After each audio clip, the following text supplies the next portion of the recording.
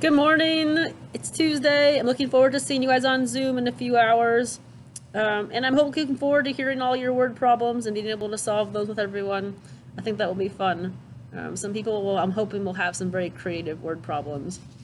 Our first chapter today is called The Most Beautiful Thing in the World. Old Mother West Wind came down from the purple hills while the dew still lay heavy on the grass. She turned her merry little breezes out to play on the green meadows, and then, because she was in no hurry that pleasant morning, she stopped at the smiling pool to speak with Grandfather Frog. "Good morning, Old Mother West Wind. Isn't this a beautiful morning?" said Grandfather Frog. "It is indeed," replied Old Mother West Wind. "And there are many other beautiful things, Grandfather Frog. Do you know, I've just seen the most beautiful thing in the whole world." "Where?" asked Grandfather Frog. "Over in the old briar patch," replied Old Mother West Wind. Just then she remembered that the cows in Farmer Brown's barnyard had no water to drink, so she said goodbye to Grandfather Frog and hurried away to turn the windmill that would pump the water for them. Grandfather Frog sat on his big green lily pad and watched her go. "Now what can be the most beautiful thing in the whole world?" said Grandfather Frog to himself. He looked over the Smiling Pool. What could the old briar patch have more beautiful than the pure white water lilies smiling up at him? If the briar patch were not such a long way off, he would go see for himself. Just then he saw Billy Mink. "Billy! Billy Mink!" called Grandfather Frog. "Old Mother West Wind says that she has just seen the most beautiful thing in the whole world, and it is over in the old briar patch." "Huh?" cried Billy Mink. "There's nothing beautiful in the old briar patch." Now Billy Mink is naturally curious. The more he thought about it, the most beautiful thing in the whole world, the more he wanted to see it. So presently he hitched up his trousers and started across the green meadows toward the old briar patch. On the way he met Jimmy Skunk. Looks like here is probably Jimmy Mink making his way.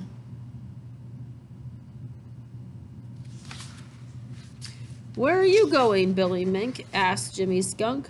"Over to the old briar patch to see the most beautiful thing in the whole world," replied Billy Mink. "I'll go with you," said Jimmy Skunk, for he had had a good breakfast with fat beetles and nothing special to do. So, one behind the other, Billy Mink and Jimmy Skunk trotted down the lone little path across the green meadows. Pretty soon they met Johnny Chuck. "Where are you going?" asked Johnny Chuck. Billy Mink and Jimmy Skunk looked a wee bit foolish. "We're going to see the most beautiful thing in the whole world," said Billy Mink and Jimmy Skunk together. "Where is it?" asked Johnny Chuck. "Over in the old briar patch," replied Billy Mink. "I'll go with you," said Jimmy Chuck. You see how the author has got us thinking, like, what is it? And they're holding us in suspense because they're not telling us. They're keeping us in the same level of awareness as the characters, and so we don't know any more than they do. So we don't know what it is either, and we want to keep reading as well. So the three, one behind the other, trotted down the lone little path across the green meadows. As they passed the big hickory tree, Sammy Jay saw them. "Where are you going?" called Sammy Jay. "To see the most beautiful thing in the whole world," replied Billy Mink and Jimmy Skunk and Johnny Chuck. And, did I skip a page? And, let's see, where was I? Jimmy Chuck and Sammy Jay scratched his head. "Now what can there be more beautiful than this blue coat of mine?" Very Sammy Jay liked to say that, said Sammy Jay, "for you know he is very vain, oh, very vain indeed." The more he thought about it, the more he was sure there could be nothing more beautiful than his handsome coat. But if there was... Sammy Jay flirted his tail and started to follow Billy Mink, Jimmy Skunk, and Johnny Chuck. Halfway across the green meadow, they met Bobby Coon and Happy Jack Squirrel. "Where are you going?" asked Bobby Coon. "Over to the old briar patch to see the most beautiful thing in the whole world," replied Billy Mink. "Come along with us." "No," replied Bobby Coon. "I'm too sleepy." You see, Bobby Coon had been out all night and could hardly keep his eyes open. Raccoons are nocturnal, so they would be up all night, just like Hooty the Owl. But Happy Jack Squirrel said he would go. So the four, Billy Mink, Jimmy Skunk, Johnny Chuck, and Happy Jack Squirrel, one behind the other, trotted down the lone little path across the green meadows. And behind them flew Sammy Jay. Presently, they came to the old briar patch. It looked just as like it always looked. which really wasn't beautiful at all. It was a great tangled mass of brambles, with ugly-looking thorns sticking out in all directions. Billy Mink stepped on a thorn. "Ouch!" cried Billy Mink. Jimmy Skunk tried to crawl through between two bramble bushes and scratched his nose. "Ouch!" cried Jimmy Skunk. Johnny Chuck put his head through a little opening, and the briars pricked his ears. "Ouch!" cried Johnny Chuck. A crafty old bramble caught on Happy Jack Squirrel's tail. "Ouch!" cried Happy Jack. Then, from the middle of the old briar patch, they heard a voice. It was Peter Rabbit's voice. "What are you looking for?" asked Peter Rabbit. Peeping between the brambles, they saw Peter Rabbit in one of his secret hiding places. He had a little bundle of clover leaves and was picking out the sweetest and tenderest and feeding them to his little baby brother. "We're looking for the most beautiful thing in the whole world," said Billy Mink. "Have you seen it, Peter Rabbit?" "No," said Peter Rabbit. "I haven't seen the most beautiful thing in the whole world. What is it?" "We don't know," replied Billy Mink, "but Old Mother West Wind said she saw it in the old briar patch. Come help us find it."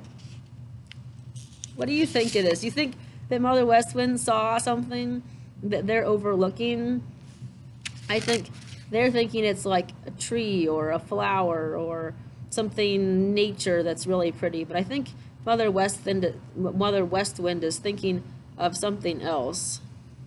Peter Rabbit sat up for a minute, for Peter has a great deal of curiosity, a very great deal indeed. He wanted, oh, so much to join the others and look for the most beautiful thing in the whole world. Then he looked down at his little baby brother, who was still hungry. "I'll come pretty soon," said Peter Rabbit, and once more began to feed sweet, tender young clover leaves to his little baby brother. He was hungry himself, but he would not touch a leaf until his baby brother had had enough, and oh dear, that wasn't until the very last leaf had disappeared down his funny little throat. Then Peter Rabbit started to try and find the most beautiful thing in the whole world. He hunted through all his secret little paths and hiding places in the briar patch, while the others hunted outside. They looked here and they looked there, they looked everywhere, but nowhere could they see the most beautiful thing in the whole world. Finally, they gave it up. They just don't see it, do they? Late that afternoon, Grandfather Frog saw Billy Mink sitting on the big rock, nursing his foot with which he had stepped on the thorn. "Hello, Billy Mink," said Grandfather Frog. "Did you find the most beautiful thing in the whole world?" "No," said Billy Mink shortly. "It wasn't in the old briar patch. There was nothing and nobody there but Peter Rabbit feeding sweet, tender young clover leaves to his little baby brother. The briar patch is the ugliest place in the whole world." Grandfather Frog smiled to himself as he watched Billy Mink limp away to the Laughing Brook. He thought of Peter Rabbit feeding all his tender young clover leaves to his baby brother, and he began to smile. "Chug-a-rum," said the wise old Grandfather Frog. "Old Mother West Wind was right. She did see the most beautiful thing in the whole world right there in the old briar patch, and Billy Mink saw it but didn't know it. And Jimmy Skunk saw it, and Johnny Chuck saw it, and Happy Jack saw it, and Sammy Jay saw it, and yet none of them knew it. But they saw it when they watched Peter Rabbit feed all his sweet clover leaves to his little baby brother, and it's called love." Oh, that one makes me, it's like a little almost like a little emotional. I agree.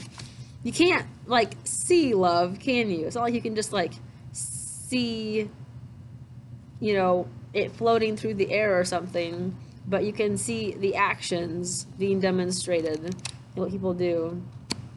That's one of my favorite chapters. All right.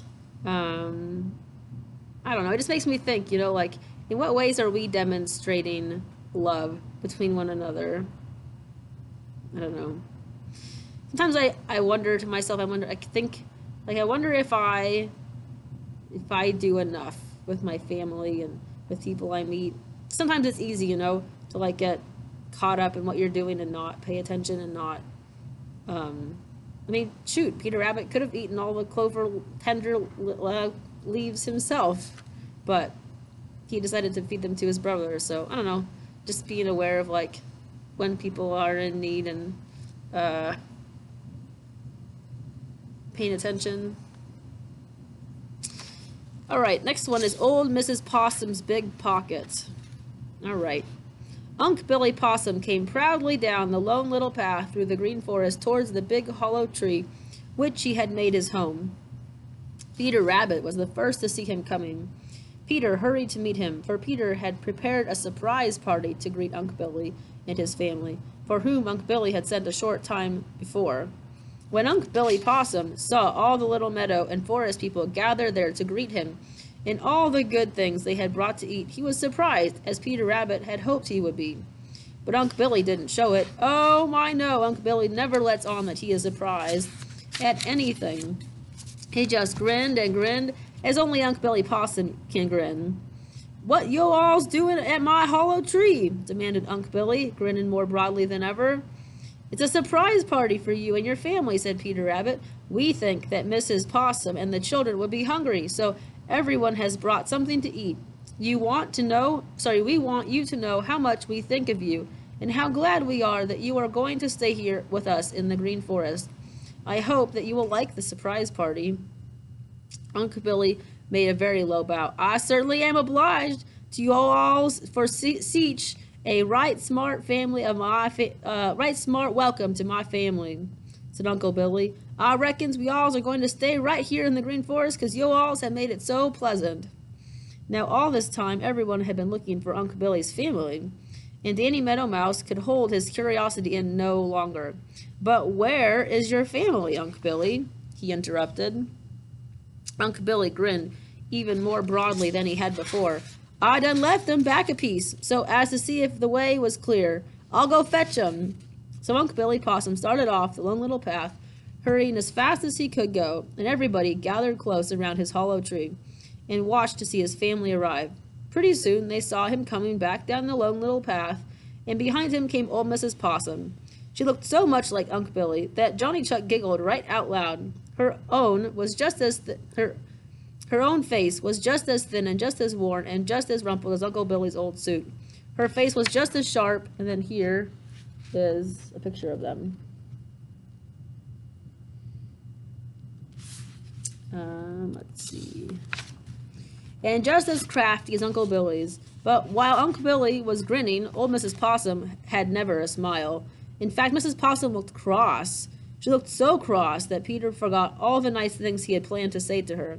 You see, old Mrs. Possum had had a long journey, for she had come all the way from old Virginia, and she was tired. The fact is, old Mrs. Possum had not wanted to come at all. Now everyone had thought that Uncle Billy Possum had a big family, and when they saw no one but old Mrs. Possum, they didn't know what to make of it. But everyone was too polite to ask any questions. Each one came up in turn and was introduced by Unc' Billy. Mrs. Possum just grunted to each one until Jimmy Skunk came along. Jimmy Skunk brought with him a big goose egg and offered it to Mrs. Possum with a very low bow. There is nothing in the world that what Mrs. Possum likes better than fresh eggs, and this big goose egg made her smile in spite of herself. She just couldn't help it. "It's fresh, and there are more where that came from," said Jimmy Skunk. He probably stole it. "I certainly do hope you will like the Green Meadows and the Green Forest, Mrs. Possum. May I ask where your family is?" Old Mrs. Possum's smile broadened into a grin, just like Unc' Billy's, and her sharp little eyes twinkled. "Certainly, sir. They're in my pocket," said she. When Mrs. Possum said this, no one knew what to do or what to say. Who ever heard of carrying a family in a pocket? Old Mother West Wind carries her family of merry little breezes in a big bag, but a big bag and a pocket are very different things. Peter Rabbit looked at Jumper the Hare, and Jumper the Hare looked at Johnny Chuck, and Johnny Chuck looked at Jimmy Skunk, and Jimmy Skunk looked at Billy Mink, and Billy Mink looked at Jerry Muskrat, and Jerry Muskrat looked at Joe Otter, and little Joe Otter looked at Happy Jack Squirrel, and Happy Jack Squirrel looked at Danny Meadow Mouse, and Danny Meadow Mouse looked at old Mr. Toad, and old Mr. Toad looked at Grandfather Frog, and Grandfather Frog looked at Prickly Porky, and no one said a word. Unc' Billy Possum winked at old Mrs. Possum, and both of them grinned. Finally, Peter Rabbit, whose curiosity always must be satisfied, found his tongue. Oh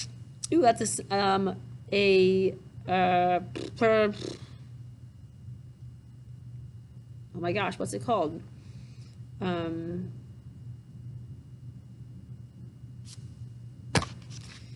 Totally blanked. Do I have it on my wall? Idiom. It's an idiom. Oh my gosh. Found his tongue, because we all know where our tongue is, right? but really it means he found his voice. He was able to finally speak something. He's like not as in shock anymore. Wow. Let's see. Did I understand you to say that you have brought your family in your pocket? Replied he asked hesitantly. Yo certainly did, Brer Rabbit, replied old Mrs. Possum. Everyone looked at everyone else, more puzzled than before. Finally, Prickly Porky, I'm assuming he's a porcupine, cleared his throat. Have you got your pocket with you?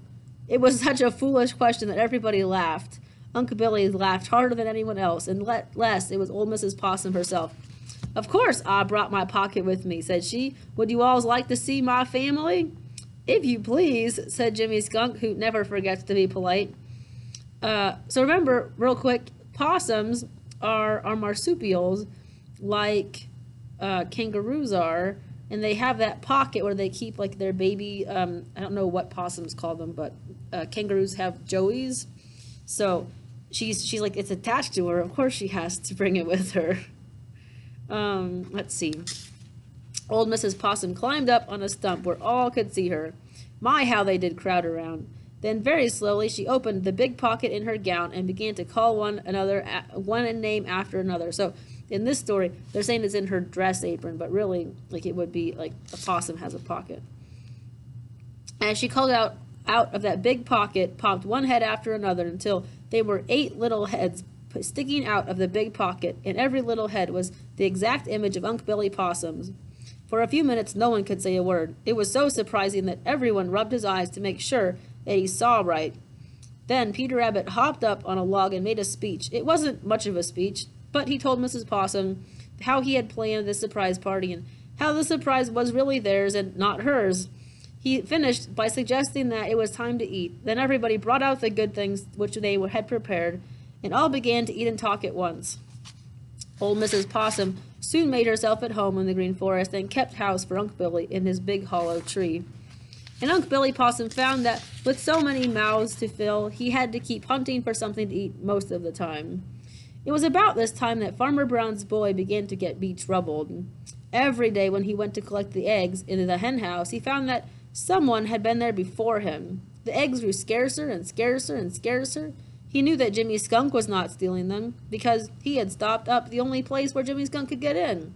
He remembered how he had once found Unc' Billy Possum in the hen house, and he suspected that Unc' Billy Possum was stealing the eggs now, though how he got in he did not know. The more he thought about it, the more puzzled Farmer Brown's boy became. If Unc' Billy Possum was stealing the eggs, he must have a tremendous appetite to eat all of them. Finally, he decided that he would go searching through the Green Forest and see if he could find Unc' Billy's home. So he shouldered his gun and called Bowser the Hound, and together they started down the lone little path into the Green Forest. Pretty soon, Bowser the Hound began to sniff and sniff and sniff among the leaves. "Bow wow," said Bowser the Hound. Then he sniffed. It was weird. It sounded like someone was at the door. Guess not. Some more, and all of a sudden he roared with all his big voice. "Bow wow wow wow wow!" Off he started as fast as he could run.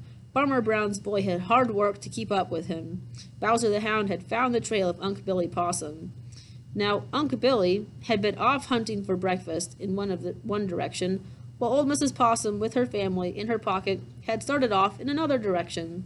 But Unc' Billy had had hard hunting, and he had walked and walked and walked through the Green Forest until, without knowing it, he came over into the very part of the Green Forest where old Mrs. Possum was hunting. When Unc' Billy heard Bowser the Hound coming, he hurried to the nearest hollow tree and was soon safely hidden there, where he chuckled to himself as he heard Bowser's big voice barking at the foot. Farmer Brown's boy hurried up, but when he saw the big hollow tree, he knew Unc' Billy was safe. He sat down on a stump to try to think of some plan to get Unc' Billy out. And while he thought, Bowser went hunting to see what else he could find. Suddenly, Bowser's big voice ran out again, and Bowser certainly seemed very much excited. You see, he had ran across the tracks of old Mrs. Possum. Now, old Mrs. Possum had someone else to think about besides herself, for she had her 8 children, who had been playing about on the ground. When she heard Bowser the Hound, she knew that she must hurry to some place of safety, and the only place she could think of was this very same hollow tree in which Unc' Billy was hiding. Of course, she didn't know that Farmer Brown's boy was sitting right close to the foot of it, and Farmer Brown's boy didn't know that there was Mrs. Possum in the Green Forest. Suddenly, he heard a rustling in the bushes. Then, right before his eyes, up the hollow tree, Skunk rambled, the funniest sight he had ever seen. At first, he could not make out what it was. It looked for all the world like a whole lot of animals rolled up into one. He was so surprised he forgot all about shooting up until it was too late. What he really did see was old Mrs. Possum with her 8 children clinging to her. There hadn't been time for them to get in her big pocket, so some of them had just wrapped their tails around her long tail, and some of them were clinging right to her back, and some of them were hanging on around her neck. It was so funny that Farmer Brown's boy just sat down and laughed. Pretty soon his face grew sober. "I guess," he said slowly, "I know where all my eggs have gone." And say old Mrs. Possum's big pocket, 8 little possums could have told Farmer Brown's boy that he had guessed correctly. All right, so we will continue reading this tomorrow. We've got a couple more chapters left. And I will see you guys today at our Zoom meeting at 11:30.